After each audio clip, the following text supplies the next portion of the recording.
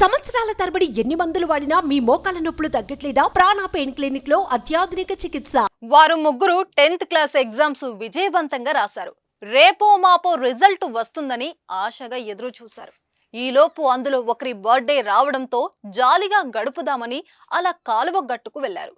పుట్టినరోజు వేడుకలు చేసుకునే ముందు ముగ్గురు కలిసి సెల్ఫీ దిగారు.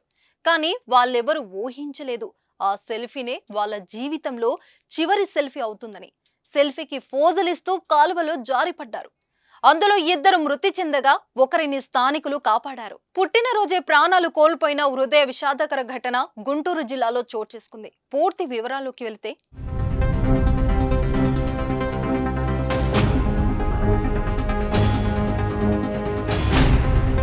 గుంటూరుకి చెందిన షేక్ మస్తాన్ బి గత ఏడాది నుంచి స్థానిక హెచ్డబ్ల్యూసీ కేంద్రంలో ఎంఎల్హెచ్పిగా పనిచేస్తున్నారు.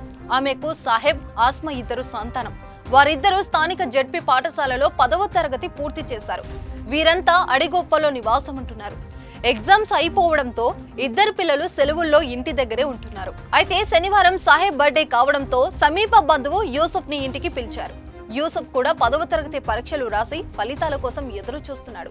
సాయంత్రం బర్త్డే వేడుకలకు ఏర్పాట్లు చేశారు. కేక్ తెచ్చారు, నాన్ వెజ్ వండారు. చుట్టుపక్కల వాళ్ళకి రమ్మని కూడా చెప్పారు.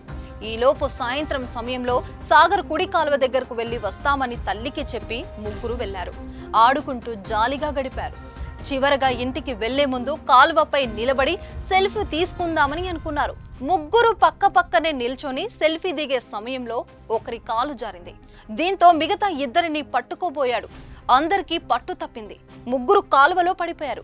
నీటి ప్రవాహానికి కొట్టుకుపోయారు. గమనించిన స్థానికులు కేవలం ఆస్మాను మాత్రమే కాపాడగలిగారు. సాహెబ్, యూసఫ్ గల్లంతయ్యారు. వారి మృతదేహాలు ఆదివారం లభ్యమయ్యాయి. పుట్టినరోజు నాడే సాహెబ్ మృతి చెందడంతో అడిగొప్పలో తీవ్ర విషాదం నెలకొంది.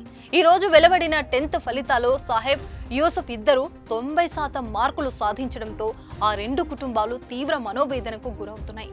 తమ పిల్లలను తలుచుకుంటూ వాళ్ళు ఏడ్చుతున్న తీరు స్థానికులను కలిచివేస్తుంది.